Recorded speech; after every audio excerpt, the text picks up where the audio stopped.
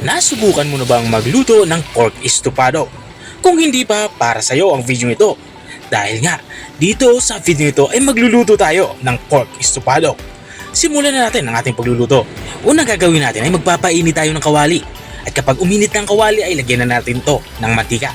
Papainitin natin yung mantika at kapag uminit na, ilagay na natin itong ating saba.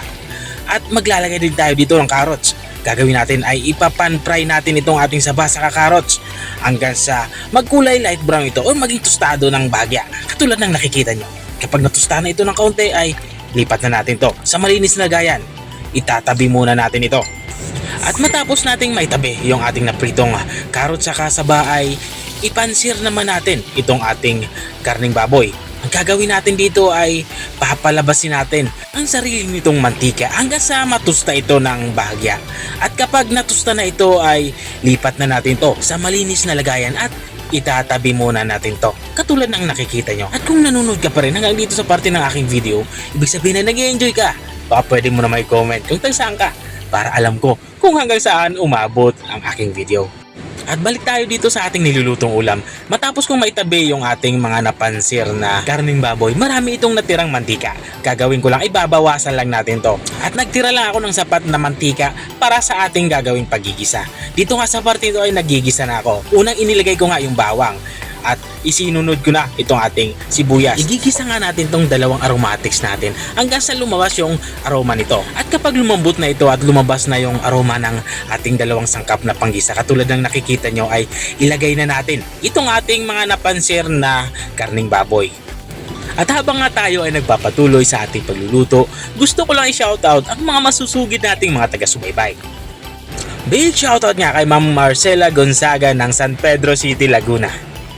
Shoutout din kay Ma'am Beatrice Nabong ng San Narciso, Zambales. Shoutout din kay Ma'am Sandra Rascano ng Binyan, Laguna.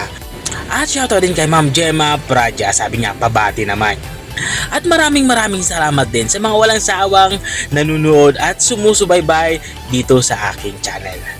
At balik nga tayo dito sa ating nilulutong ulam. Dito sa parte ito ay nilalagyan ko nito ng kaunting suka. Saka ko ito tinakpan. Tinatakpan natin to para hindi naman lasang hilaw yung ating inilagay na suka. Matapos nga ng 2 minutong pagpapakulo ay binuksan ko na ito. Dito naman sa parte ito ay dadagdagan na natin to ng tubig. Ang aking ginagamit nga dito ay mainit na tubig. Matapos nga natin mailagay yung tubig na mainit ay tinakpan ko nito. Dito naman ay papakuluan na natin to ng mga 15 to 20 minutes o hanggang sa lumambot itong ating karning baboy. At matapos nga ng 20 minutes na pagpapakulo ay pinuksan ko na ito. Ito nga sa parte ito ay naigana yung sabaw at lumambot na yung ating karning baboy. Maglalagay na ako dito ng dahon ng laurel saka brown sugar. Mas masarap nga nito sa ganitong dish yung medyo manamis-namis yung sabaw. At matapos ko mailagay yung brown sugar saka dahon ng laurel ay ilalagay na din natin yung ating prinitong saba saka carrots. Haluin lang natin ito pa ilalim para madali itong maluto. Hindi pa nga ito totally luto kasi bahagya lang yung ating pagkakaprito kanina. At maglalagay na din ako dito ng pulang sili or siling labuyo.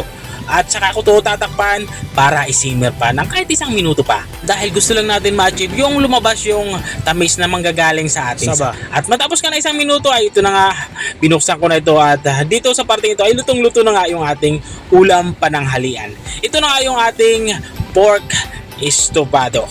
Kung nakarating ka hanggang dito sa dulo ng aking video, maraming salamat sa panunood. Kung nagustuhan mo naman yung bago nating recipe ibinahagi, baka pwede mo naman itong i-share. O siya, hanggang dito na lang ako dahil natatakam na ako. Kita-kita ulit sa mga susunod kong mga videos. Paalam! Bye-bye!